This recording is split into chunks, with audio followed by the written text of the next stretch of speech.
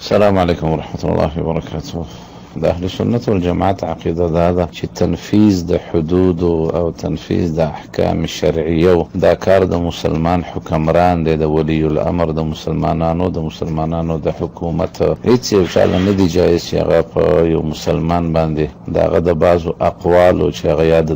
جذبې په حالت کې کړي یا د یو موقع چې په هغې کې د ژبه غلطه شوي او سړی عموما مسلمان سړی یقیني مسلمانی، نو چې دا د اهل سنت والجماعت عقیده ده چې د یو سړي اسلام په یقین سره ثابت شو، نو دا به د اسلام نه ایستلی کیږي مګر په یقیني کفر سره. او یقیني کفر دا نه دی چې یو سړي د خولې نه په غلطۍ کې د ګستاخۍ کلمات وځي، نه بلکې ډېر ځل یو کلمه د کفري لیکن سړی پرې نه کافر کیږي د نیت په وجه باندې، ځکه دار و مدار د عملونو په نیت سره دی. خوله د سړي خطا شي د ډېر خوشحالۍ په وجه یا د ډېر خفګان په وجه، لکه مشهور حدیث دی رسول الله صلی الله علیه وسلم فرمایي چې الله رب العالمین د مسلمان په توبه باندې ډېر زیات خوشحالیږي، او دومره خوشحالیږي لکه یو سړی چې په خپل اوښ باندې د خپل خوراک او د لارې سفر اسباب یې اچولي، یو صحرا کې رواني او صحرا په منځ کې بیا دی د یو ونې یخته دمه وکړي چې راپاڅېږي د اوښه نه وي، د یقین راشي چې دلته نه خوراک شته او نه اوبه شته دی، او بس به زه مرمه. بیا په دې کې سترګې پټې شي چې ناڅاپه سترګې کولاوي کړي، نو د اوښه د خپل پړي سره او د هر څه سره د مخې ته ولاړی دی دغه اوښ یا پړی ونیسي او د ډېرې خوشحالۍ نه دا وایي چې اللهم انت عبدي وانا ربک، یا الله ته زما بنده یو زه ستا رب یم. اخطأ من شدت الفرح،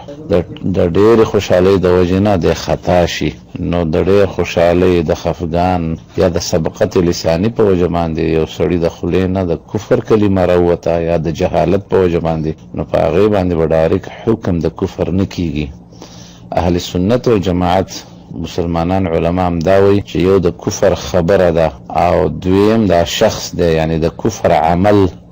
د کفر وینا، او بل خواته دغه کس د فاعل کوونکی د دې وینا، دا به د یو بل نه موږ لرې ساتو. د یو سړي د خولې نه د کفر خبره راووتله، نو په دې کې د تکفیر شروط او موانع دي. هغه شروطو ته به ګورو چې دې سړي دا خبره د جهالت په وجه باندې کړې ده او که نه دا د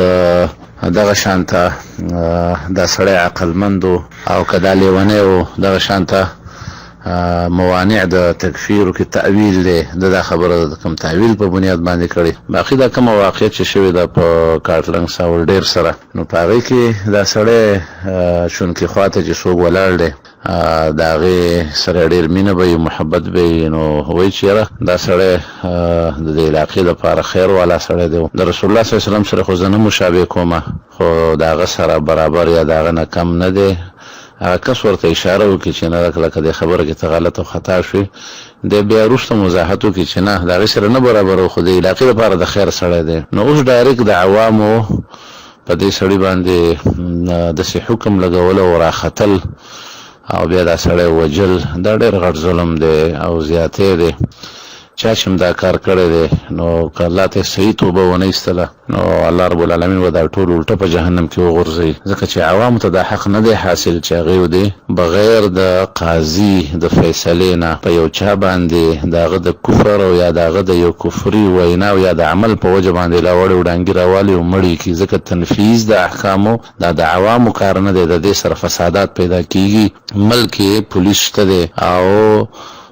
قاضي شته دی، حکمران شته دی، نو داسې به ډېر ځل د یو چا د خبرې نه به د یو غلطۍ په وخت کې د جذبې په وخت کې خلک یو غلطه معنا او غلط مقصد اخلي. ډېر ځل دا کوم حکمرانان یا بعضي کسان چې منبرونو ته وخیږي جذبه کې راشي ډېرې غلطې خبرې وکړي، نو که داسې په هره خبره باندې عوام راپاڅي او یو سړی باندې د کفر فتوا لګوي، نو د کفر فتوا حکم هم دا قاضي به لګوي. دا عوام غریبانان د څه نه خبر دي، او چې دیو بیا داسې د جهالت او د ظلم او د زیاتي عمل کوي، ډېر غلط کار شوی دی. په دې باندې چې څوک خوشحاله دی او راضي دی چې یاره دا ښه کار وشو، هغه د دې سره بالکل په همدغه قتل کې شریک دی او د قیامت په ورځ باندې به